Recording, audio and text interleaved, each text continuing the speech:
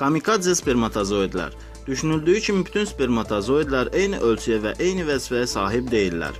Bəzi spermatozoidlərin uşaqlıqda sürətlə irəliləmək yerinə olduğu bölgədə dairələr vurduğu fiksə edilmişdir. Bu cür spermatozoidlərin başı armud şəklindədən çox üçbucaq şəklində olub xaricə çıxıntılıdır. Forma və davranışlarına görə digərlərindən fərqlənən bu spermatozoidlərə kamikadze spermatozoid adı verilmişdir. Amma bu spermatozoidlərə maraq cəlb edən səbəb onların forması deyil, vəzifəsidir. Bunlar uşaqlıqda ilk öncə yad bir spermatozoidin olub-olmamasını kontrol edərlər.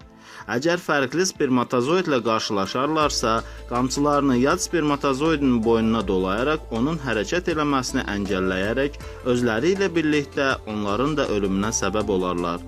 Kamikadze spermatozoidlərin digər bir vəzifəsi isə zədəli, normal olmayan spermatozoidlərin yumurta hüceyrəyə çatmasının qarşısını almaqdır. Elm adamlarına görə kamikadze spermatozoidlər çox ərliliyin olduğu dövrlərdən təkamül nəticəsində formalaşmışdır.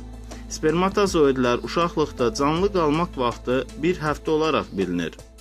Çox ərliliyin olduğu zamanlarda birdən çox kişi ilə əlaqədə olan qadınların uşaqlıqlarında rəqabətdən qalib çıxmaq üçün spermatozoidlərin bu cür xüsusiyyət qazandıqları düşünülür. Elm adamı David Freigman kamikadze spermatozoidlərlə əlaqədar belə bir açıqlama vermişdir. Kişilərin sperma kütləsində iki cür spermatozoidlər vardır ki, sayları normadan çox olanda hamiləlik ehtimalını azaldırlar. Bu faktı öz spermatozoidlərini ovlayan kamikadze spermatozoidlərin proqramlaşdırdığı düşünülə bilər. Maraqlı orasıdır ki, stres altında kamikadze spermatozoidlərin istehsalı kəskin artır. Hazırladı Rauf Kazımov, həkim, uroloq.